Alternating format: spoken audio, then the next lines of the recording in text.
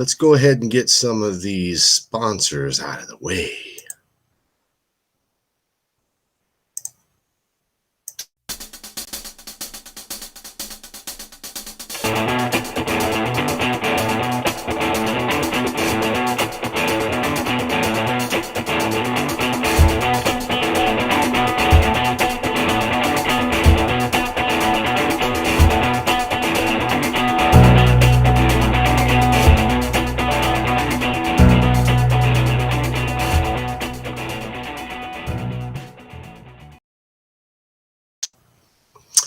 Next up is our good friends over at Urban Rides Magazine. Urban Rides Magazine, a digital online magazine that now has gone into print. These guys are awesome. They are supporting the industry, and they've got some badass motorcycles, man, in these magazines, especially from Sturgis that we just had. You guys go on and go over there to urbanridesmagazine.com, get you a subscription, or follow them on Urban Rides Magazine on Facebook. Next up, our good friends over at Squealing Pigs Audio. If you're in Baytown, Texas, the Houston area, go over to Squealing Pigs Audio on Facebook and hit up Mr. Lonnie Rebels. Those guys do full custom builds. They do paint. They do complete awesome stereo systems from mild to wild. Reach out to them over at Squealing Pigs Audio on Facebook.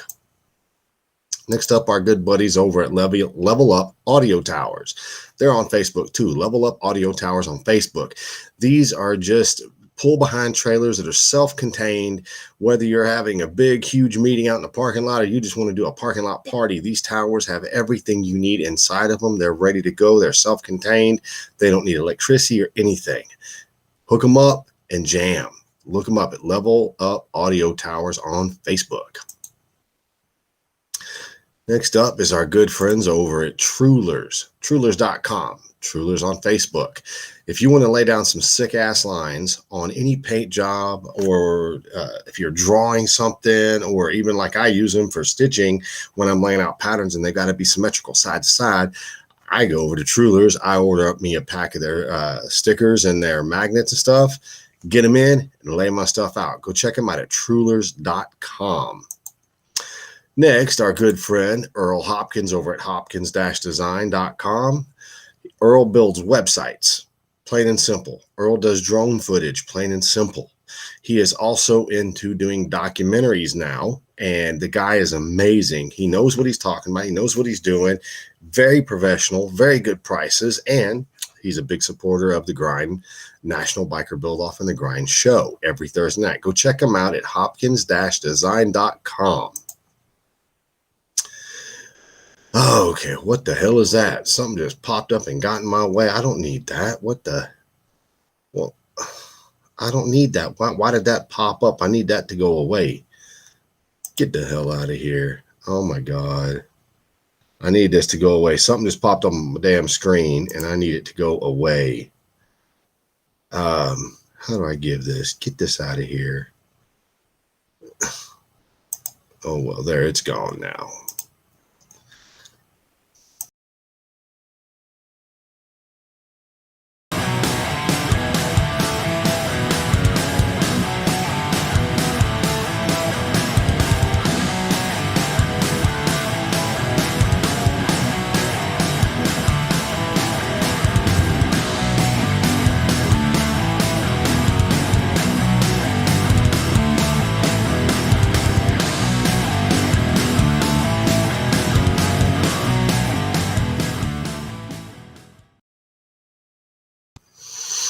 Right on.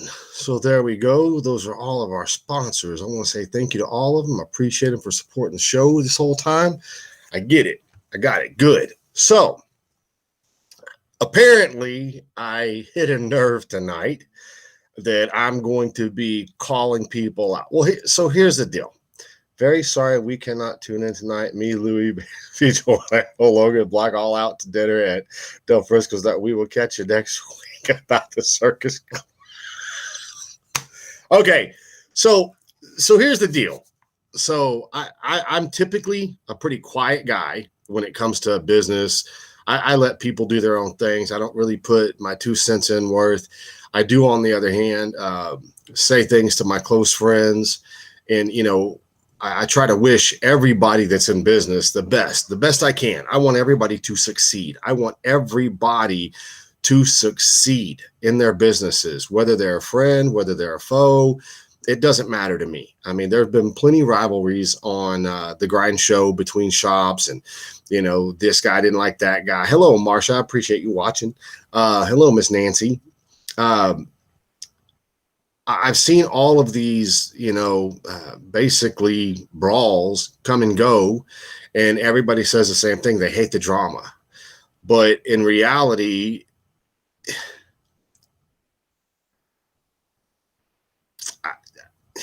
I don't think anybody really hates each other. I think at the end of the day, you may hate, may not like somebody personally, but you're not going to wish them out of business. But I will say this,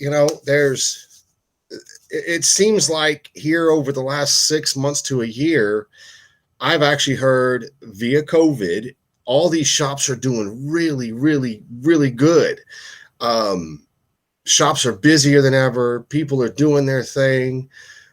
We can still see you, brother. Well, I'm hoping you can see me, Earl.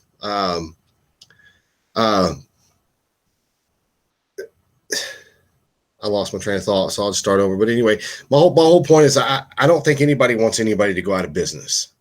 But over the last 6 months to a year, I've talked to a lot of these shops. Some of them are new, upcoming shops. Some of them have been around for a couple of years. Some of them have been around 5-6 years. Some of them have been around 20 years. But the one thing I'm starting to hear is that all these shops are getting really, really busy. And then you hear when a shop gets busy, another shop somehow, some way will end up with one of those competitors' builds in their shop. Well, when they get that build into their shop, it seems like there's always something that's wrong with the bike, and the original builder doesn't want to be responsible for it, doesn't want to work with the new shop. And I think a lot of it has to do with pride, so when you get a little bit of success and you build a badass bike and people start noticing you and your peers start noticing you, and then other customers notice that build you did, that you put everything you had in. I mean, you brought it, you brought it, you did what you would consider your best work. Of course, you're going to get business.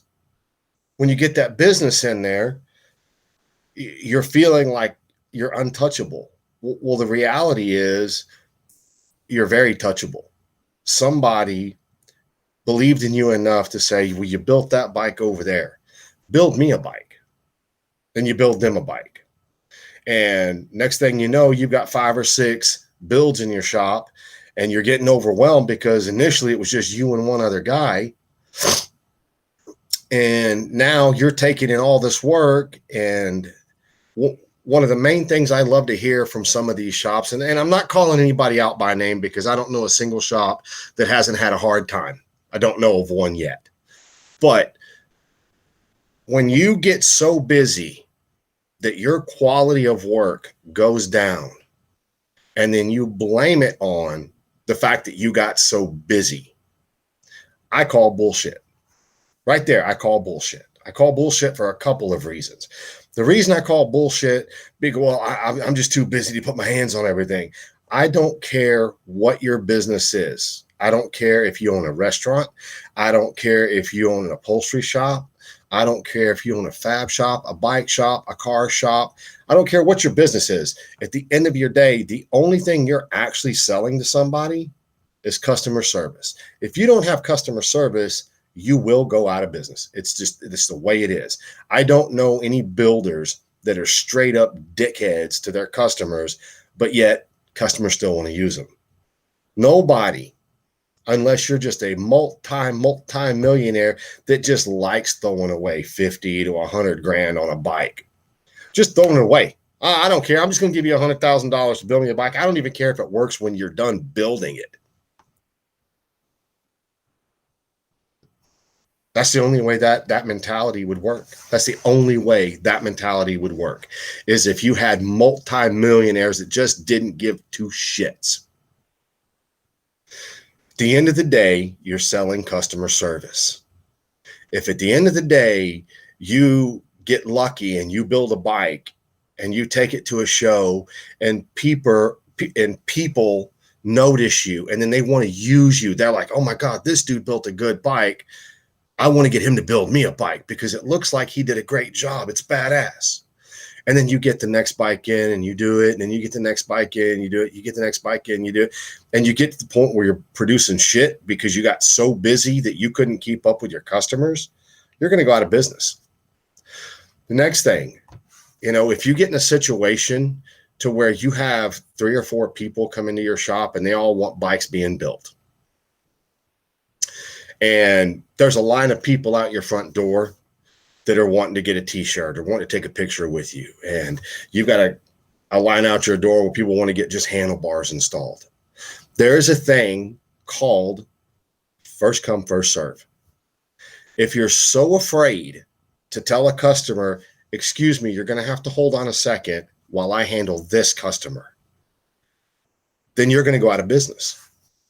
You cannot be afraid to state the facts of your situation because you're afraid a customer is going to walk away. Then you're playing with scared money. You're playing with scared abilities. Because I know this for a fact.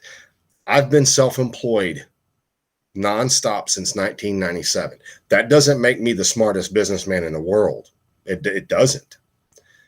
It doesn't make me the best upholstery guy in the world. It just doesn't. Time doesn't make you better. Time teaches you lessons.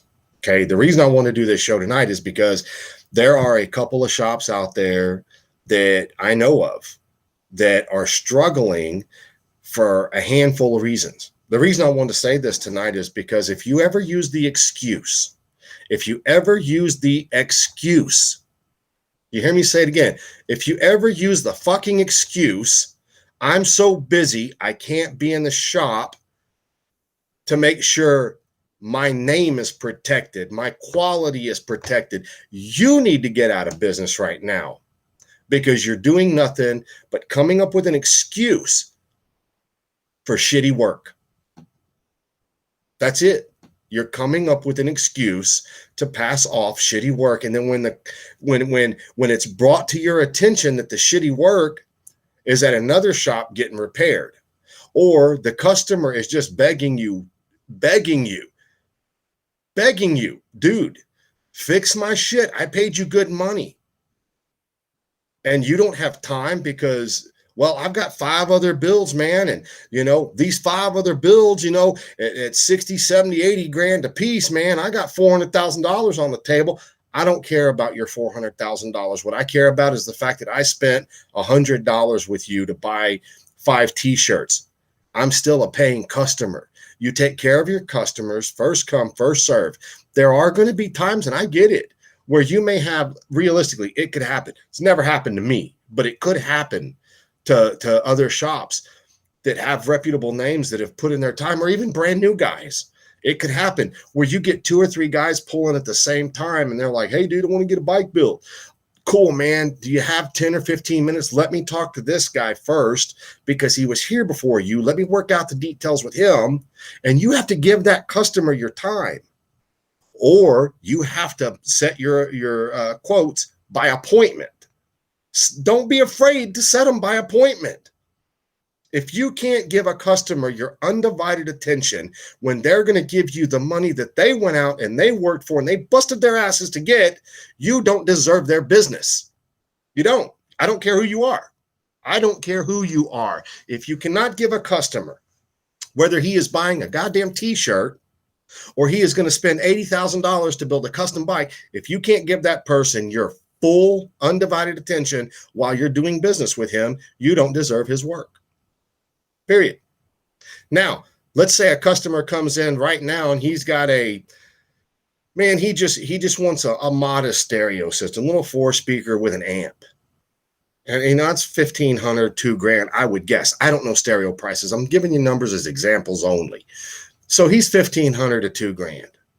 You got to order his parts. You already know when you wrote up his invoice what his parts cost. The moment that dude hands you the money, you should be getting the money for all the parts up front. That's what you should be doing.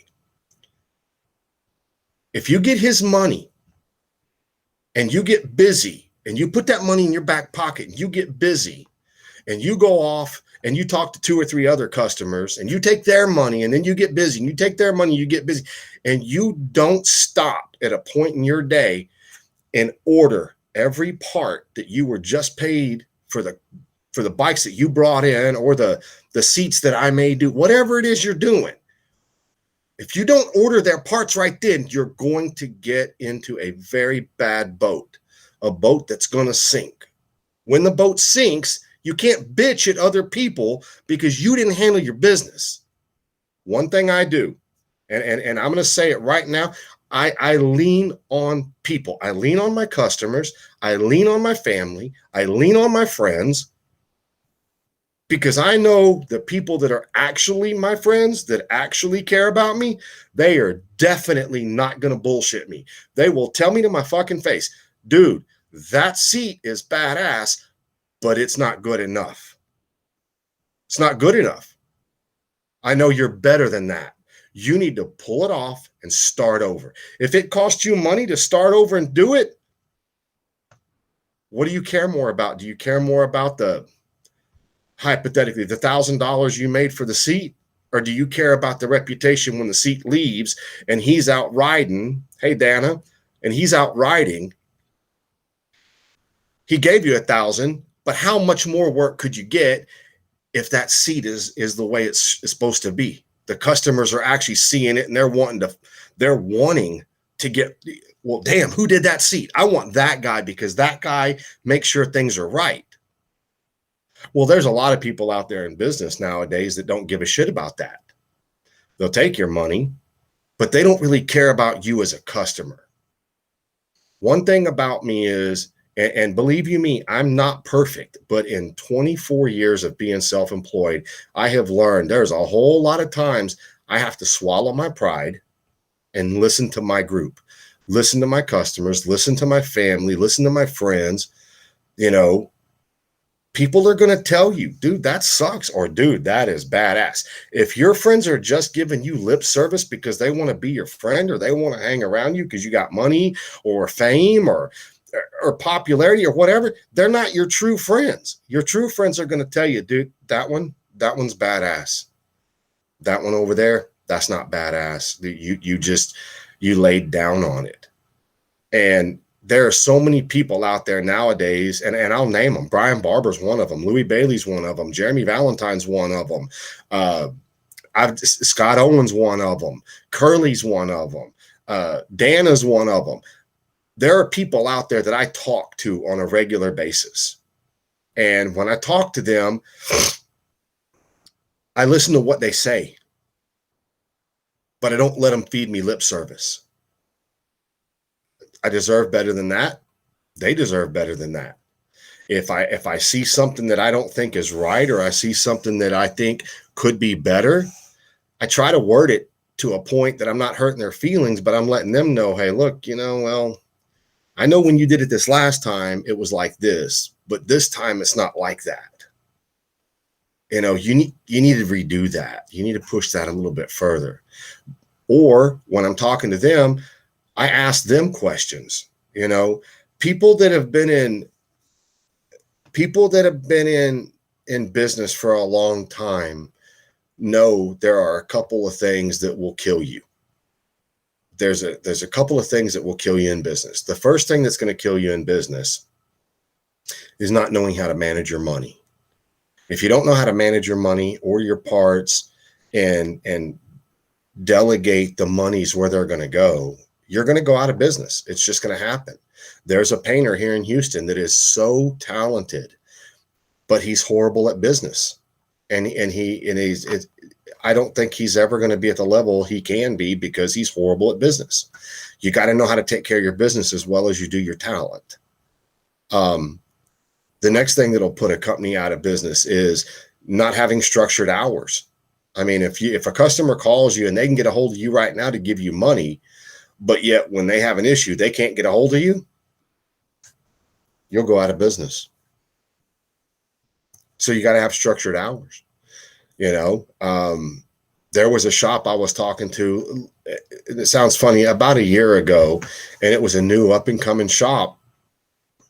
And I'm not going to tell you where they were, but they were just talking to me about what their future plans would be, because they felt so blessed to be able to even be a part of the motorcycle industry. They felt so blessed. They were just, it's like they were a little kid in a candy store. They were just in awe, you know.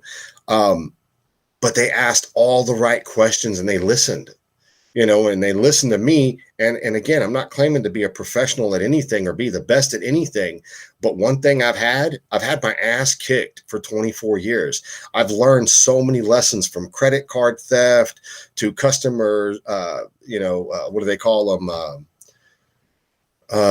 Where customers, get your product and then they take their money back.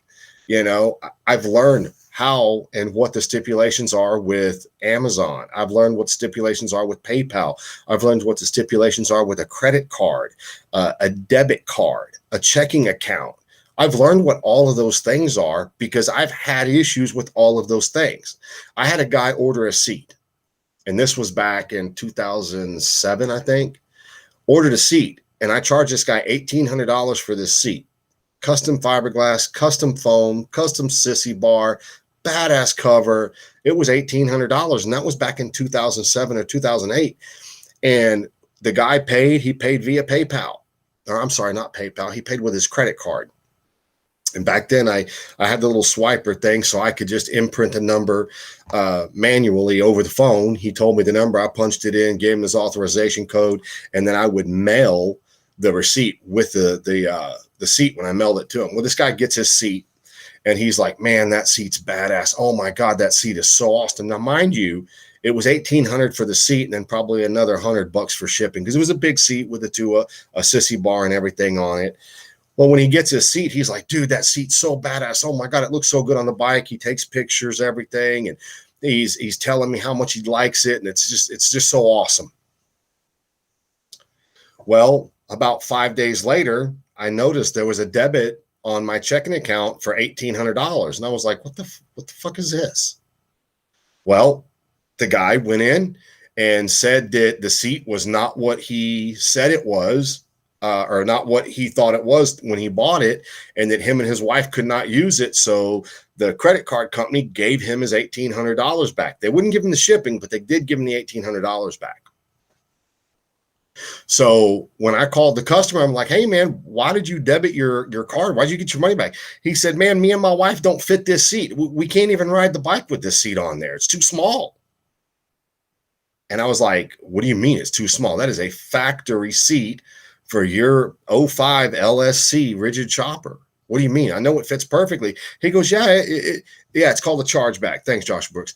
I go, what do you mean? It fits the bike perfectly. I've got pictures that prove it. He goes, yeah, but I can't. If I sit down on my seat, my wife doesn't fit on the seat. It's too small. And I'm like, whoa. How tall is your wife and what does she weigh? Well, what difference does that make? I said, well, because there's only 13 inches between or there's 13 inches for the passenger to sit down on.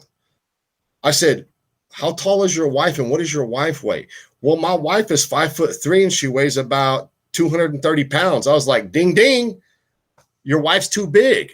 I said, how tall are you and what do you weigh? Oh, well, I'm 5'9" and I weigh 320, but what difference does that make? I was like, dude, you're never going to fit on this bike. You and her, your bike won't hold that much weight. I said, that's not my fault. That's your fault. You didn't tell me you were that big. If you'd have told me you guys were oversized, I would have never sold you the seat in the first place. We wouldn't even be going through this bullshit.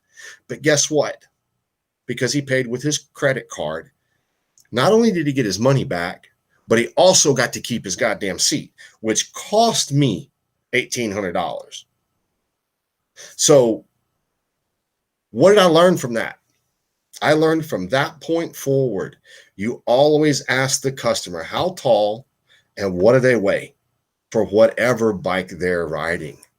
It doesn't matter, because there is a limit to what I can build for a regular sized person. And I can't help it. That's business. I can't help it. So when you do all of these things and then you turn around and you get screwed. And that's not the only time I got screwed. I got screwed 2 other times for pretty decent amounts of money. But my whole point is that when you go through and you're in business for 24 years without financial backing, with just gut and just, I got to get up and make some shit happen today. You know, when I first started my businesses, I remember I had to mow yards for gas to put in my truck just to drive around and look for customers, which the company I had was a mobile car wash and detailing company. I had to go mow yards to put enough money in my gas tank so I could ride around and solicit mobile car washes. So you do what you got to do until you can afford to do what you need to do. Okay. The whole thing is I don't want to see businesses of people, no matter who you are in this industry. I don't care if we're friends or we're not friends. I don't care if we've had fucking issues or we haven't had issues.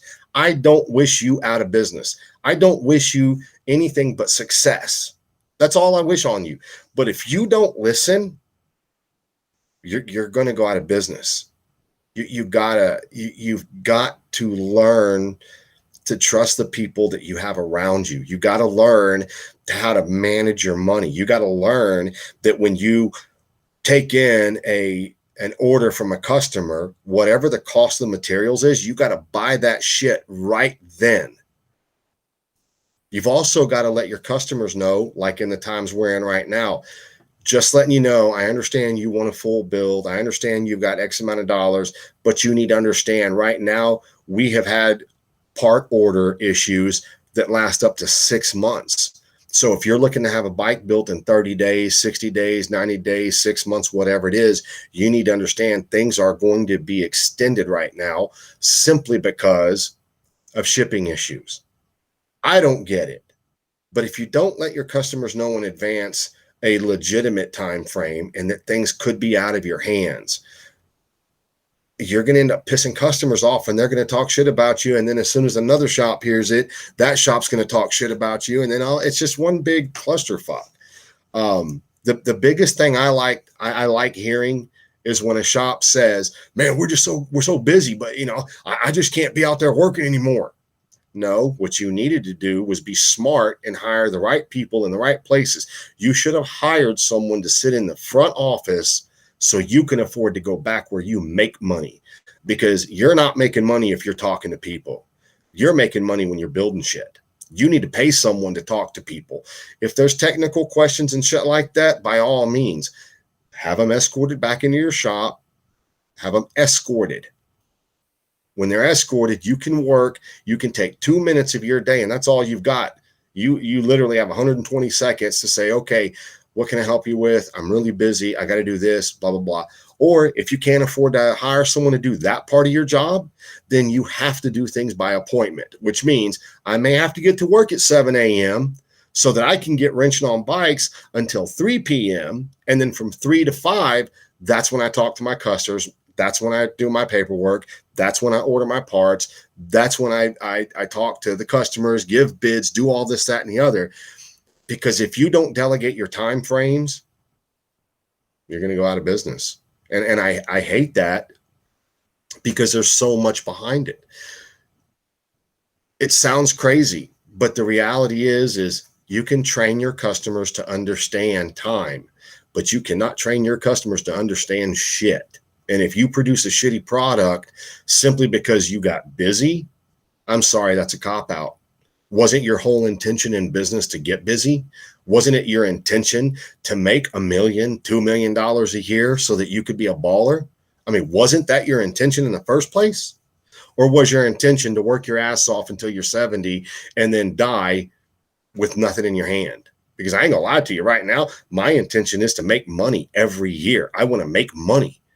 I want to make good products. I want to have a good name. I want to have a good show. I want to have people around me that support that and push that and, are behind me. When I deliver something bad, they're not afraid to tell me, hey, look, that's just not your best work. If you have the time to redo it, redo it.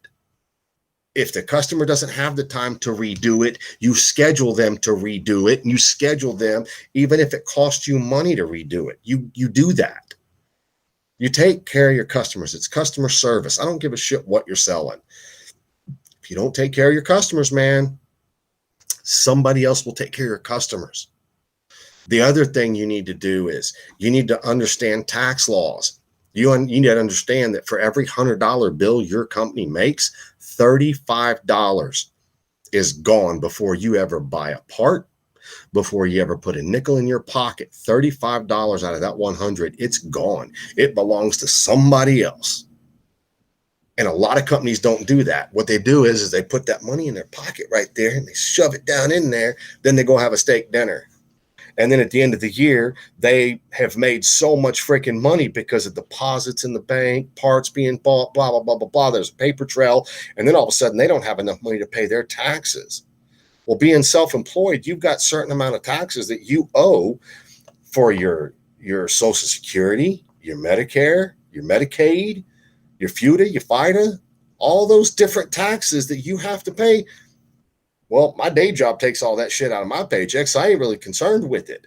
But American Drag Seat still owes 35% of everything that it makes. It's got to go straight into taxes. So that's before I buy materials.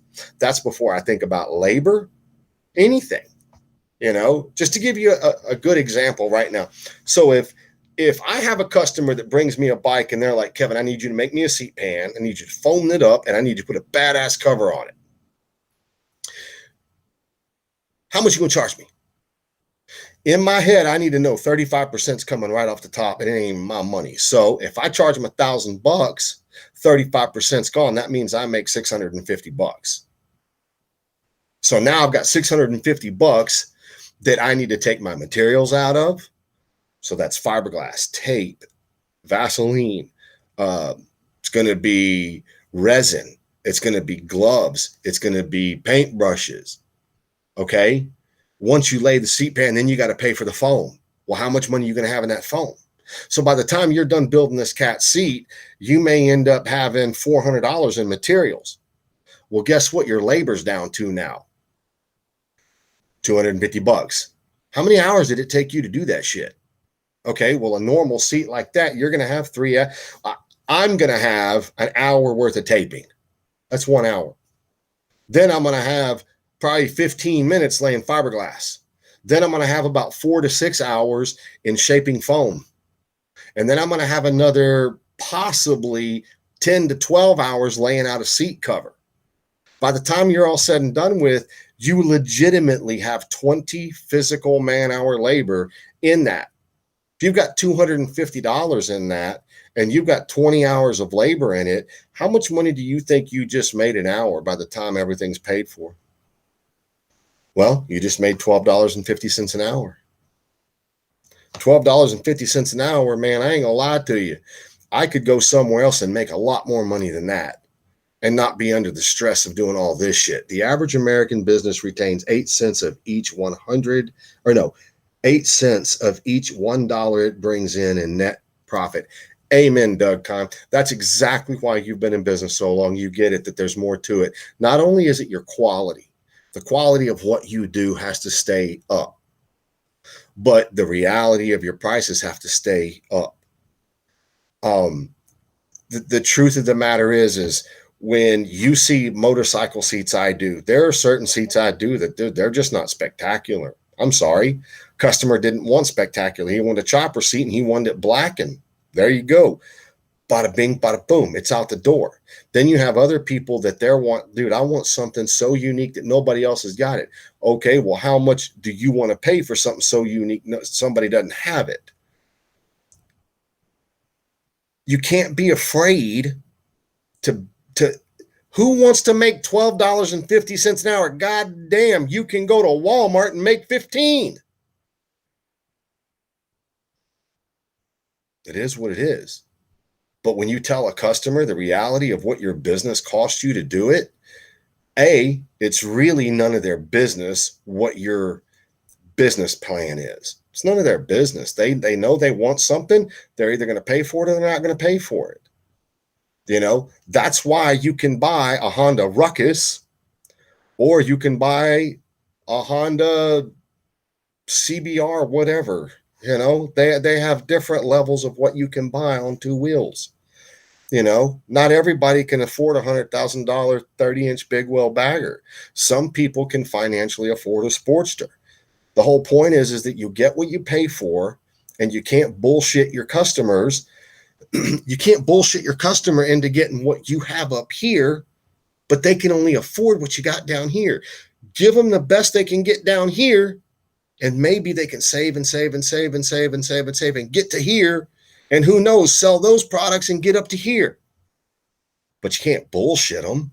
You can't bullshit them on time frames. You know, that's one of the biggest things I tell my customers right away. And that's why I'm not any busier than I am, is because when a customer calls me, and a realistic customer just out of the blue calls me from Indiana.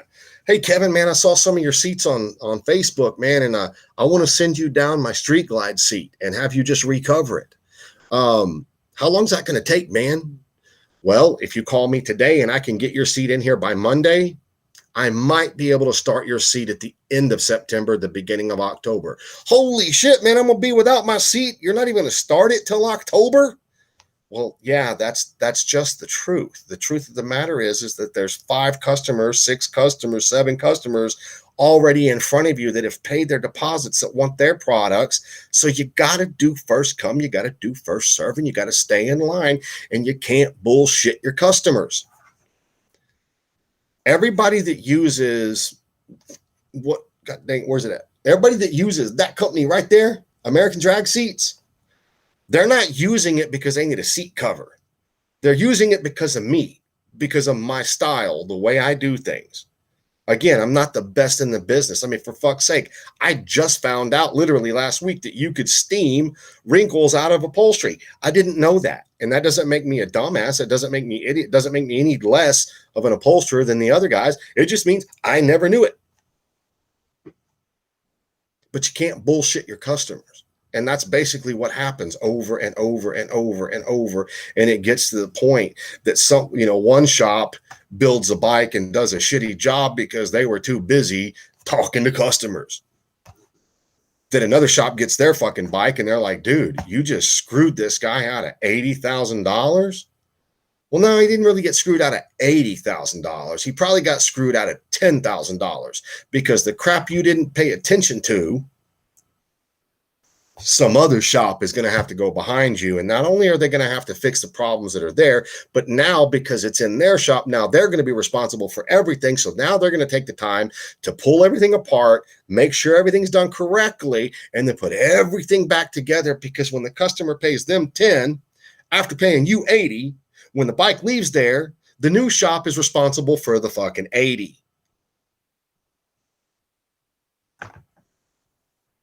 Who wins here?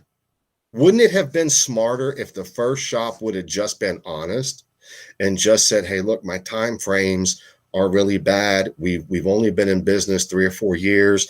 We're starting to make a good name for ourselves. We're trying to keep the quality of all of our products up. We're learning the business practices, the taxes. We're learning how to do payroll. I mean, it's not a fucking crime to admit you don't know it all. It's not. What's a crime is to act like you're a bad mofo when you're a beginner. I've been upholstering motorcycle seats for 19 years, and I taught myself how to do everything. And in 19 years, I am still not a bad mofo. I'm about average. That's the best I could give myself. And I'm only going to get better when I get the right customers behind me that actually allow me to get better. That's it. And good customers, when you build a rapport with them and they take care of you and you take care of them properly, they're going to extend that kindness to you. You're not going to go out of business. You're just not, because you're not pretentious. You're not acting like you're the best there ever was, the best there is, the best there was, and the best there will ever be. You're not. You're never going to be that guy. I don't care how big, how badass you think you are. You're not. You're one motorcycle away from complete failure. You just got to be able to do it.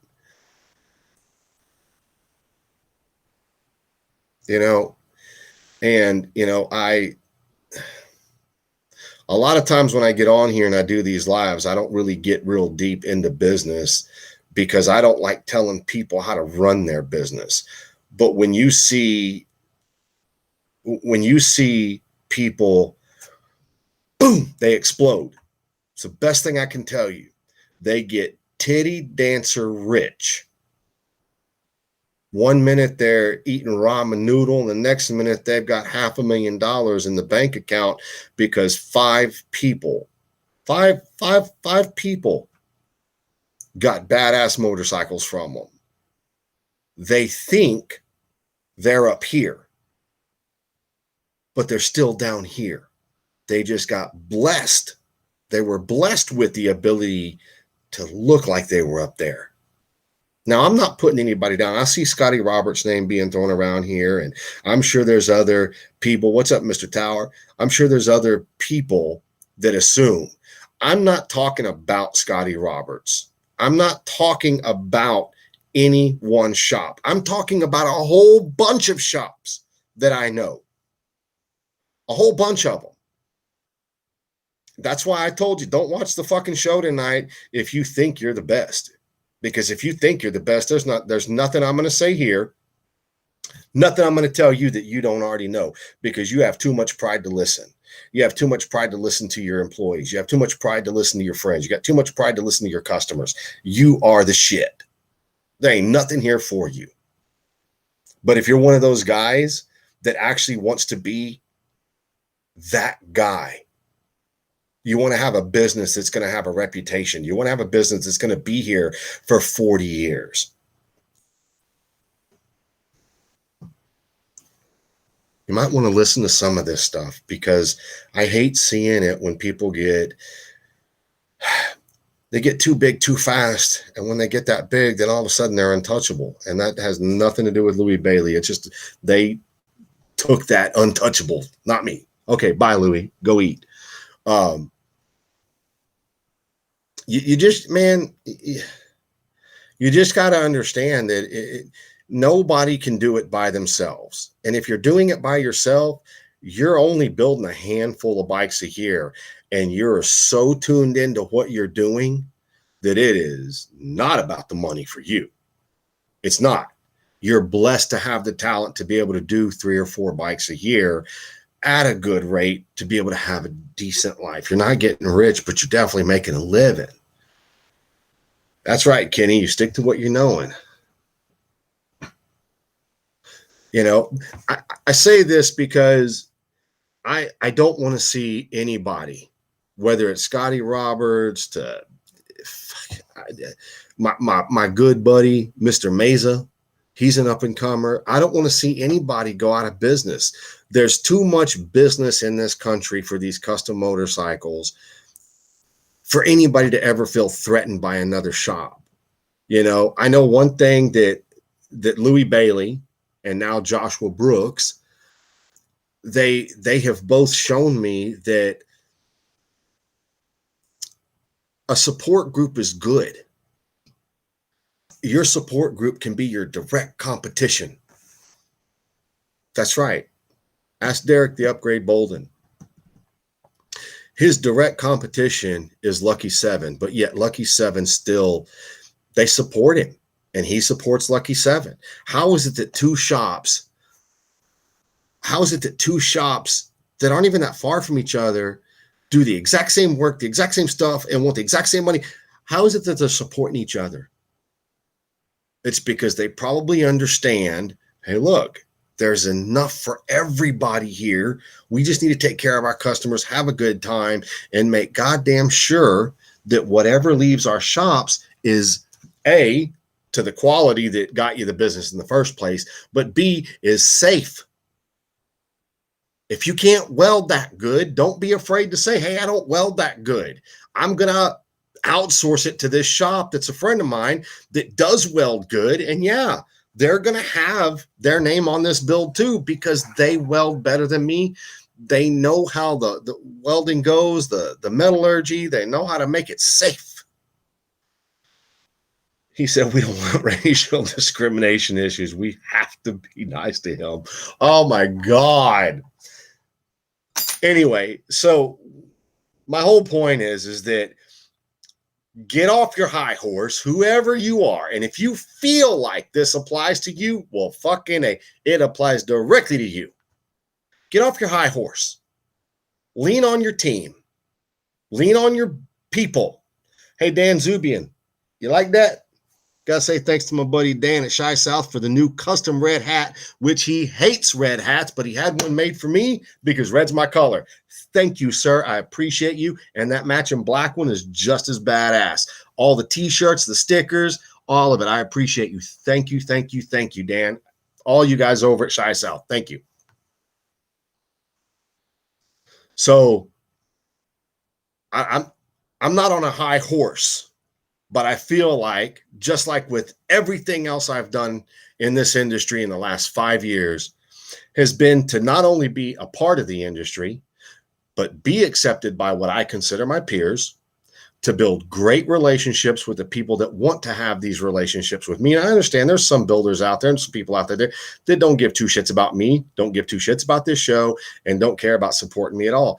I got nothing but love and respect for you, and I hope you do great yourself. But for those people that want to be part of me, part of this, part of American Drag Seats, part of the grind, part of Kevin Sockwell, man, I want that team built. I want the team solid, and I want everybody to know, we got to help each other. If there's something you're struggling with that I think I can help you with, I would be doing you a disservice if I did not reach out to you and tell you, hey, man, take a step back, reevaluate this stuff, stop blaming everybody else, handle your business, because it'll make you not only a better person, it'll make you a better businessman, and it will keep your shop going. That's all I really have to say. If anybody out there, anybody, I don't care who you are, wants to talk about any type of business, how to put some stuff together, things of that nature, just remember, I literally had to learn how to do my own taxes. I had to learn how to do, I don't know who the hell he's talking to.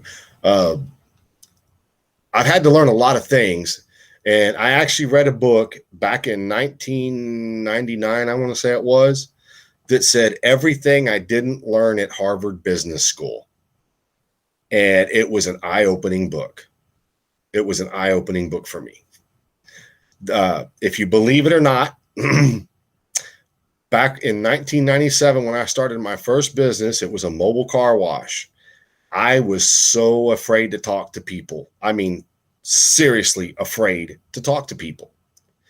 I remember I was at one of the hotels downtown trying my damnedest to build up the courage to go into the offices to ask if I could wash someone's car. That when I was in the gift store of the hotel, which was the Hyatt Regency downtown on Louisiana, just so you know I'm not telling you a lie, I remember reading, they had audio cassettes that were audio books basically on cassette. And one of them was basically learning how to talk to people, learning how to engage in conversation. One of the funniest things that stuck with me about all of that stuff was, and it was just a little quote that was in there, but it was talking about how do you approach somebody you don't know confidently. And it was basically, if you walk up to anybody, it doesn't matter who they are, and you stick your hand out to shake their hand and you greet them with, hello, I'm Kevin Sockwell with American Drag Seats. I make custom motorcycle seats. If they reach out and shake your hand, they're going to instinctively give you that information back. Oh, well, shit, I'm Logan Black and I work for Paul Yaffe. Good to meet you. It's instinctive stuff like that. And those are some of the little things that stuck with me, and they've really helped me learn how to talk to customers, learn how to just do certain things. The other thing I learned over the years, and I learned this lesson literally in 2004 when I had my car wash and the motorcycle seat business going at the same time, was take your time. And when you go to hire someone, hire them very, very slowly. Do all the research you can. If you have to interview them 2 or 3 times, interview them 2 or 3 times. If it's an inconvenience for them to be interviewed two, three times, you don't want that employee. You want the employee like hungry. Okay, so I got a second interview. Hell yeah, I'm gonna go back to second interview. Okay, well, I wanted to bring you back in because I had some more questions I wanted to ask you, and I'm really considering about hiring you, but I need to ask some more questions. Okay, good, whatever. Send them on their way. If you need to interview them a third time and they're still interested in being an employee for you, you know you're going to have somebody that wants to be a part of your team. They're not there for the money. They're there to be a part of the team of whatever it is you're building. Because I'm going to tell you what, if you hire slow and you fire fast, you're probably going to send signals to people. Man, it took me 3 interviews to get this job. Shit, I'm not doing anything but my best. If you got one of these employees that come out of the gate and golden tooth, told you everything they wanted to fucking say, you wanted to hear that, and they get in there and in a month they're laying down, they're lazy and blah, blah, blah. You tell them one time, this is not working for me. You have one chance to fix this shit. If it doesn't work, you're going to have to leave. If they do not fix it, you walk up and you fire them right on the spot. Hire slow, fire fast. Learn who your A team is and make sure your A team has your back, even if they're going to hurt your feelings. Your A team is what you need. Okay? Hopefully they don't hurt your feelings because you're not so prideful that you ignore what they say. I know there have been businesses out there, and I'm not going to say their name. Y'all said their name so many freaking times in the comments. It's not funny, but there are companies out there that are out of business now because their pride choked them to death. They didn't want to hear what other people had to say. They didn't want to hear it. They knew everything, and you knew nothing. Well, guess what? They didn't know everything, because if they knew everything, they'd still be in business. And I hate that. Let me be clear. I hate the fact that they're out of business because I don't want to see anybody out of business.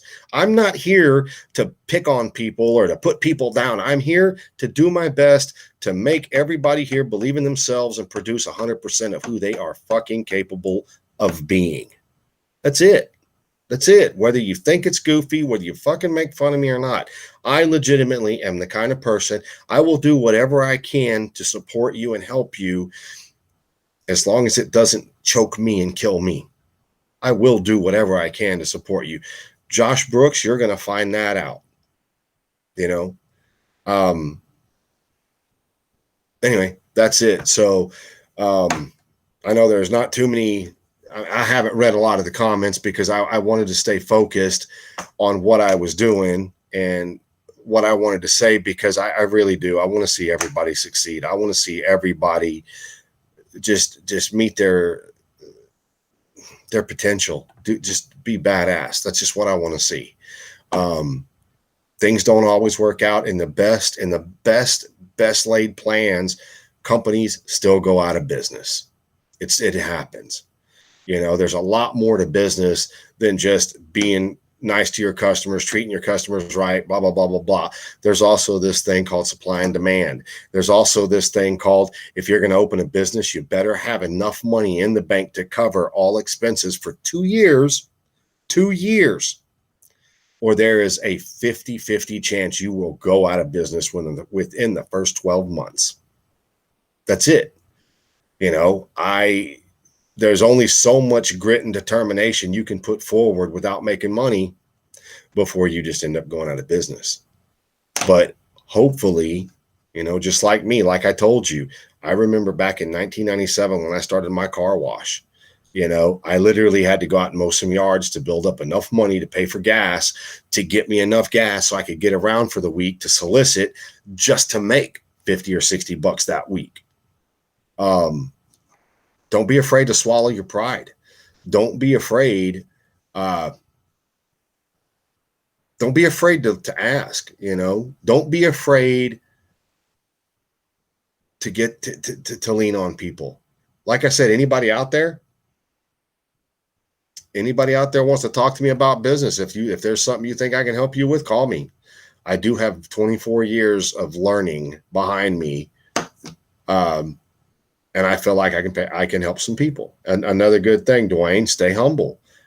Staying humble does not mean you're a pushover. It just means that you're not the guy out there, beating everybody up with I'm a badass. I feel like there's a couple of the shops earlier that did that, and I feel bad. He said, well, let's get Joshua Brooks on. I mean, shit, we ain't got nothing else going on tonight. Let's get Joshua Brooks on here.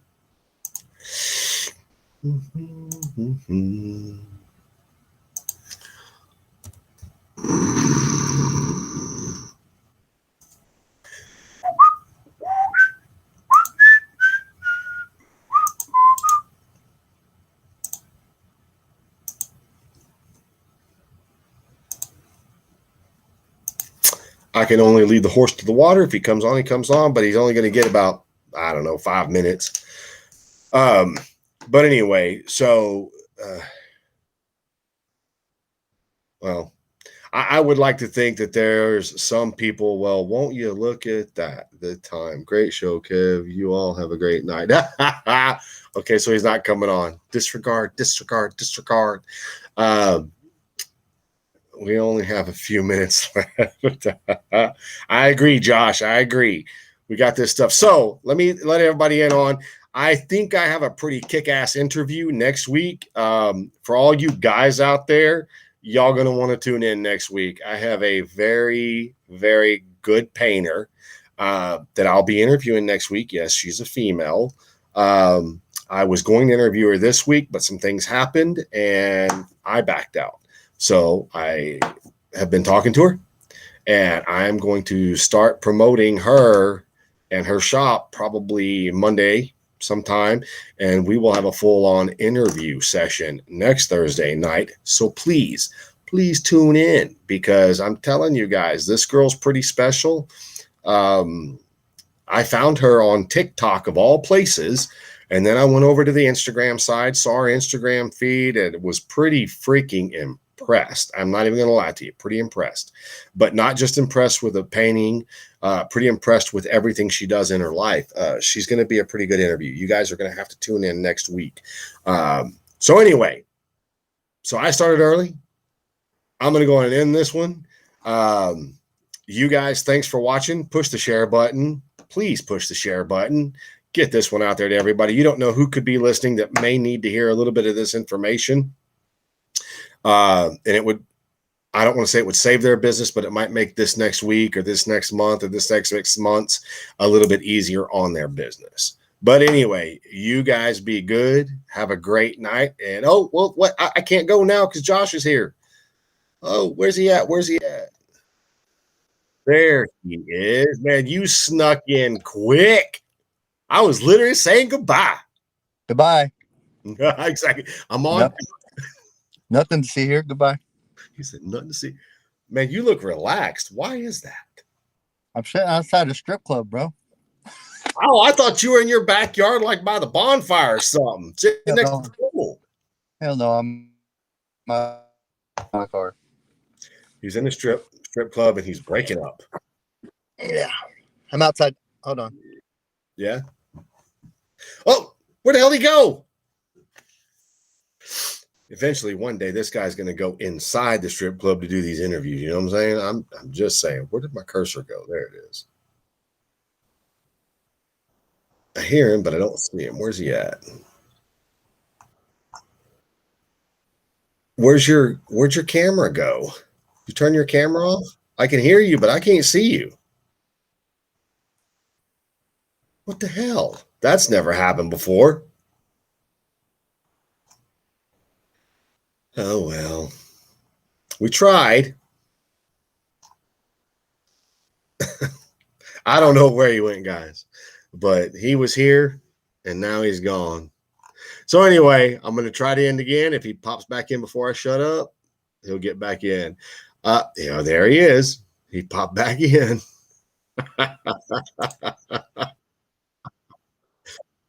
There you go. There we go. What's up, Kevin? How you doing today, buddy? I'm good, man. You see things and you can only stay quiet for so long before you just feel like, dude, I've got to say something because this is just a train wreck. Well, after what'd you say, 24 years? Mm-hmm. You should get it by now, Kevin, that you just can't fucking fix stupid. Yeah, you can't. You sometimes just can't fix stupid. You know? Didn't he promise to bring strippers on last time he was on? I don't know what you're talking about. He said, I don't know what you're talking about. I'm actually outside tonight, right now. So, the only reason I was even saying any of that is because there are multiple shops. Hell, there's 2 shops in Houston right now. I could name their names and you'd be like, oh shit, I forgot all about them. They're out of business. It's because they went out of business. yeah. But if I said, and there's a few more on the way. Yeah, he said, do you hear a cricket, Kevin Sockwell? No, I don't hear a cricket. Man, let's not do the cricket thing. Oh God. But the whole thing is just, just like, whatever else is going to be happening in the near future, you want to jump out there and do the best you can from the beginning. You want to put everything in place in the beginning so that there are no issues. One thing that kills me, I'll be honest with you, is I love hearing shops saying, man, I don't leave here till 9 or 10 o'clock at night. Why? Everybody else goes home at a quitting time. Why don't you? Yeah.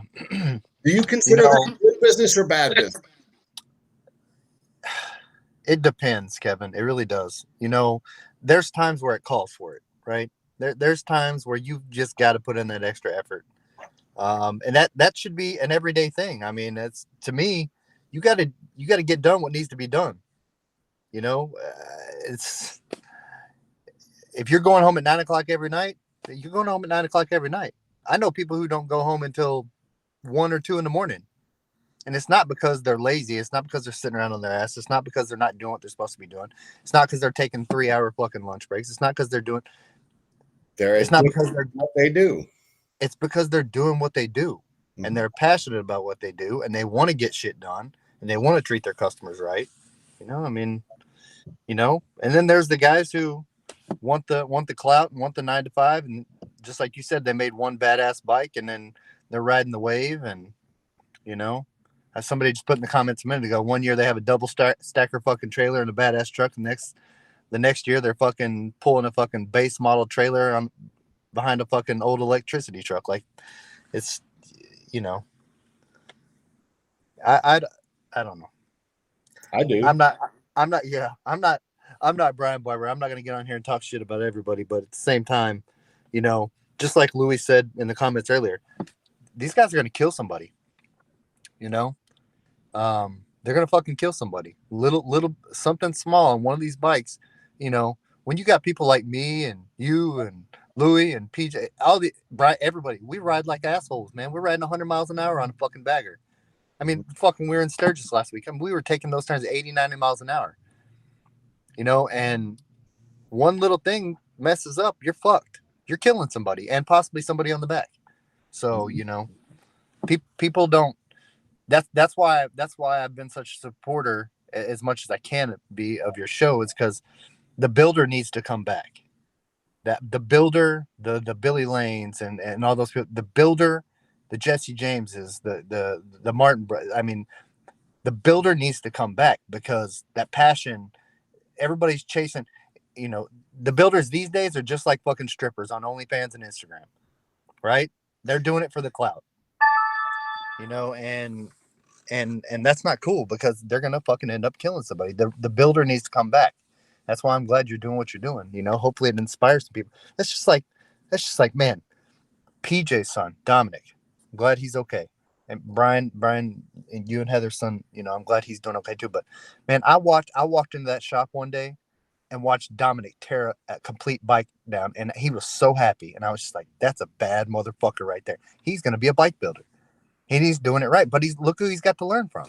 I mean, PJ's one of the best in the business. You know what I'm saying? And I mean, look who he's got to learn from. So people like that, you know, you're doing the right thing, and that's why I'm a big supporter. Well, one of the big things that gets me, and I said this, if you go all the way back to August, I want to say it was 1st of 2018 when I did my first live in my biker build off. I said that I did not weld my neck. I didn't weld that neck on my Pro Street. I had a shop that is known for making frames, that is insured with a track record of welding properly. I had them do it, not because I'm not a certified welder, but because I had never welded the neck of a frame before. And I wanted to make sure when I'm riding my bike down the road at 100 miles an hour, it's done correctly. And until I learned from them how to do it correctly, there was no reason for me to ever put that in my arsenal, which I don't get when people do that. They're like, oh, yeah, I can weld it. I heard someone say this one time, and I'm not going to say who. All you got to do is cut the neck where the template says and slide it in and re-weld it. Do you know when they said that, I almost shot milk out my nose, except I don't drink milk. Because that, you can't do that. Because there's a method to welding. When you weld, even if it's a slip fit, if you don't weld it correctly, that neck's going to twist. It's just going to twist. You have to have it jigged. And there are people out there that will swear to you, no, you don't. You don't. No, those are slip fits. You can bullshit. Yeah. Well, and you said it best, man. I mean, I know a little bit about bikes. You know what I mean? But I put in the comments earlier, if you go back and look, you know, it's not about being the best, man. It's about hiring success. It's about hiring the best. You got to hire people who are just as good as you, if not better. If these guys who are opening up these shops just because they like bikes, I dig it, right? But at the end of the day, you've got to hire people who are better than you. If you cannot build a team, and what the fuck, you can't do that.